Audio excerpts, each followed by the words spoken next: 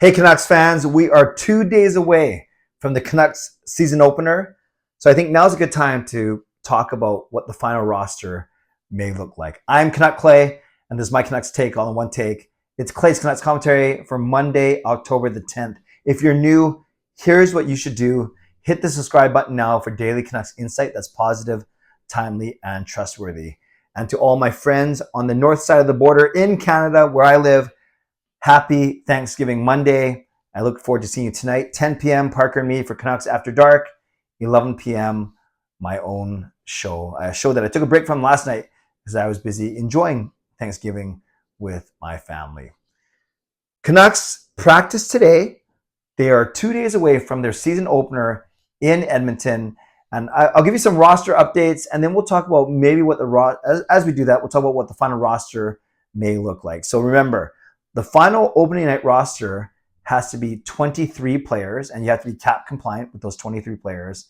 And then when you dress for a game, there's usually 20 players, 12 forwards, 6 defensemen, and 2 goalies. So where do those 3 extra guys go? Well, they're what you call your healthy scratches.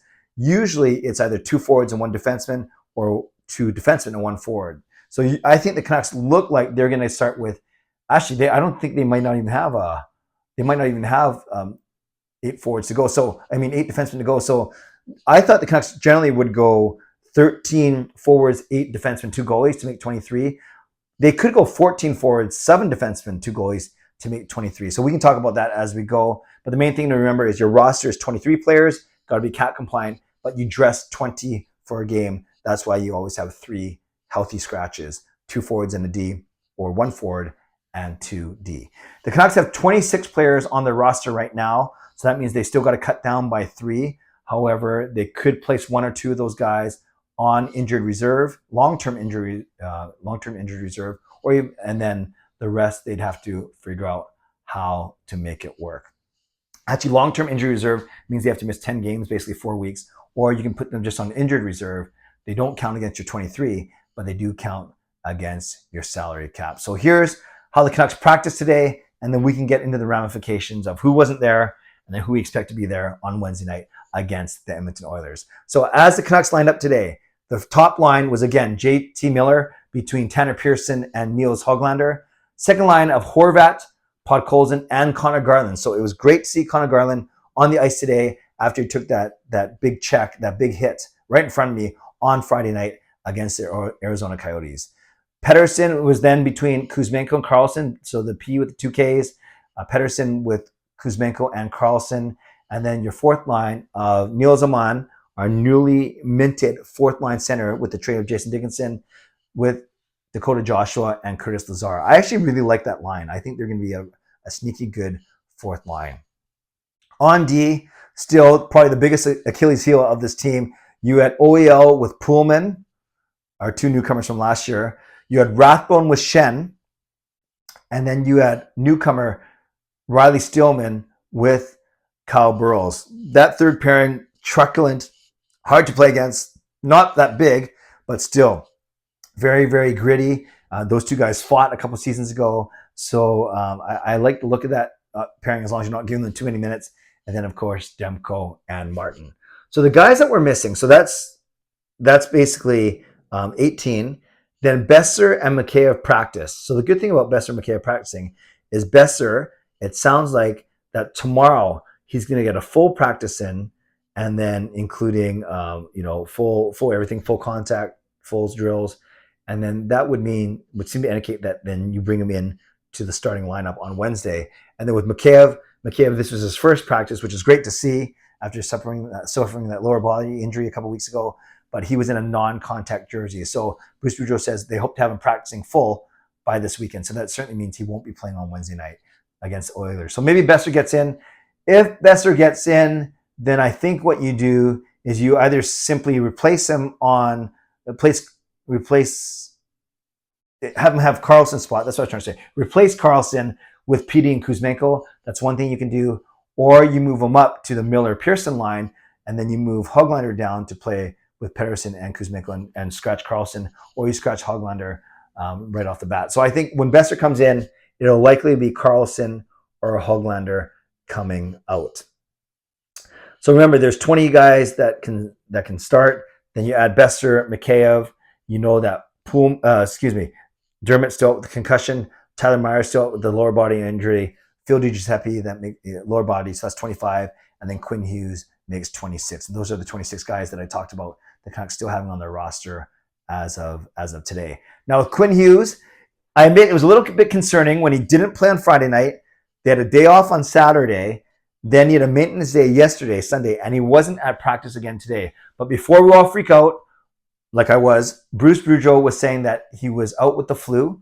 It's a non-COVID related flu, but it's not anything else. So it's not an upper body, lower body, anything like that. It is a flu. So if that's the case, hopefully with a good skate and a good sweat tomorrow, and again, then a game day skate on Wednesday. Obviously, if he's anywhere close to 100%, they will want to play Quinn Hughes in the opening night.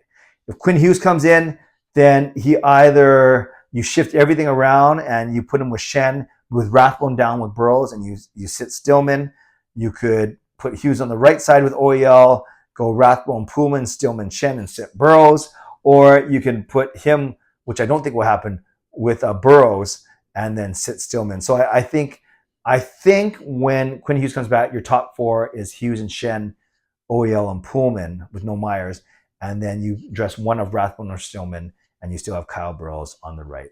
So there are the 26 players that are on the roster.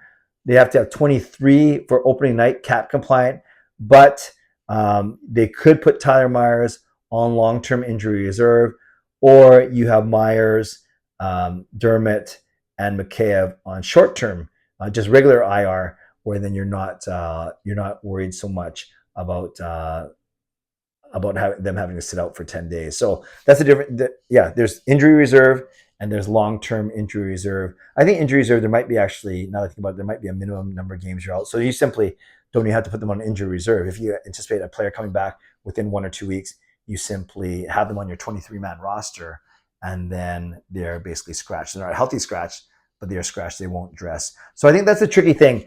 Maybe of the 26 to start off, well, and that doesn't include Michael Ferland, maybe you may have to figure out what to do with your 23-man roster. If no one goes on LTIR and you have to account for everyone, then that's 3 players the Canucks have to account for. But what you can do by tomorrow is you have to declare your roster. I think you have to declare it by today. But by tomorrow, we'll find out what the Canucks do. You could also actually send guys that don't need waivers, like Rathbone, like Amon, like Carlson. You can send them down to the minors today and then recall them tomorrow for your game. So there's a lot of things that the Canucks can do, but the bottom line is we'll see what happens. They have one more practice tomorrow, and then they travel on Wednesday to Edmonton for their season opener. Got some good news that I get to share, but I probably don't get to share it till tomorrow or Wednesday, but another new initiative that I'm going to be a part of. If I'm allowed to share it tonight, I will on my live stream. Otherwise, I think I can share it tomorrow night. So stay tuned for some good news. That way, another collaboration that I'm working on, a collaboration of sorts. But for now, just want to say thanks for your support as always, especially on this Thanksgiving weekend. I'm grateful for all the support on this channel and for me personally as well. So thanks again, and let's keep on building this Clay's Canucks commentary crew on my road to 10 Clay.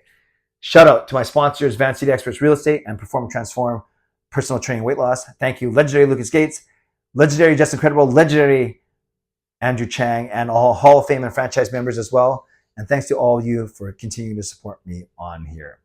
Subscribe if you like to, like this video if you like to, leave a tip, a super thanks if you'd like to, become a member, upgrade your membership if you'd like to, and definitely leave a comment today if you'd like to. Yesterday I had you say what you're thankful for. Today, simply tell me how you're feeling right now, 2 days before the season. What's the biggest emotion that you're going through right now? Are you excited? Are you nervous? Are you happy? Are you scared? Are you frightened?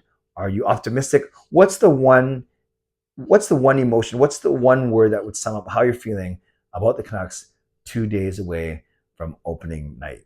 And if you made it this far into the video, 10 minutes in, because it's Thanksgiving Monday, because we're not working, because we're 2 days away, Thanksgiving turkey also kind of goes with bowling as well, even though I've been sucking recently, as you guys know. Type in the words gobble gobble And if you had turkey yesterday or today, then that makes sense. And you have no clue what we're talking about because you're not from Canada, just go with the flow. Gobble, gobble in the comments. Then I know you made it this far. Okay, friends, enjoy the rest of your day. I'll see you tonight, 10 p.m. Canucks After Dark, 11 p.m. Clay's Canucks Commentary Live. Stay safe, stay healthy. Take care of yourselves and take care of each other. Have a great day. God bless. And go Canucks go.